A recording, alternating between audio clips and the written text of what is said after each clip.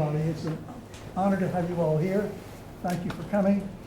It's a special privilege to have Mario Morino here with us. And he would describe him as his, I guess, chief writer, thinker, translator, and all of the. So it's Mario and Lowell Weiss. Mario, as you know from the videos that we've circulated, has done some things that nobody else has ever done. Mario came to the conclusion that he wanted to create a place-based organization that focused on the problems of young people, basically.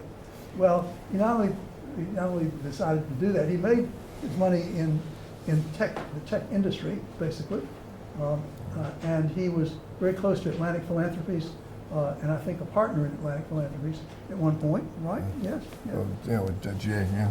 General Atlantic.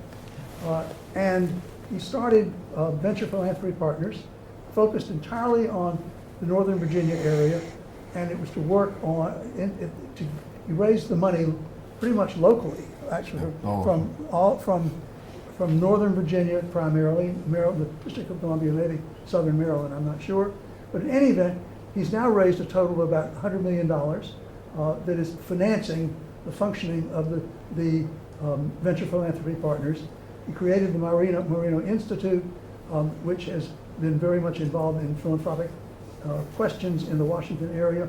But the focus is really on Northern Virginia, including the District of Columbia. And he'll tell us more about what he did. But it's very hard, we have place-based community foundations, but there are not many examples of place-based entities that have been, where the money has been provided locally and the money is to be used locally on solving critical problems.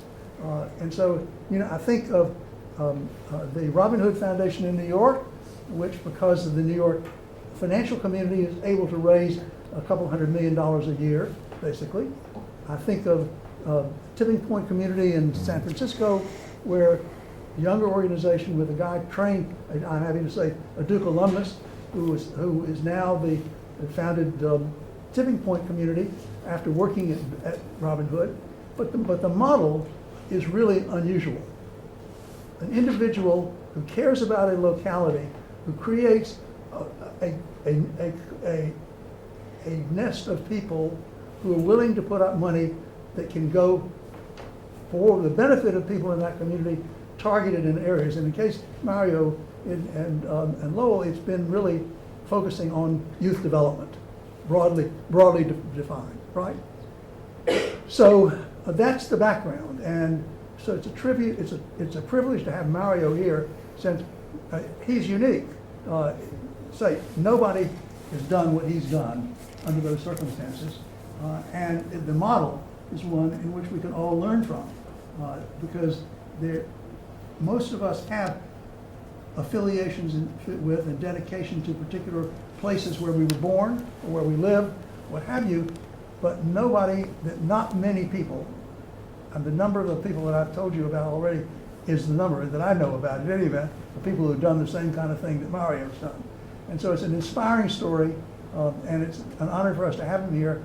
Lowell Weiss, I met when he was working at the Gates Foundation, which he worked at for a number of years before deciding he would really rather do something more in connection with grantees and with donors than the Gates Foundation had need of.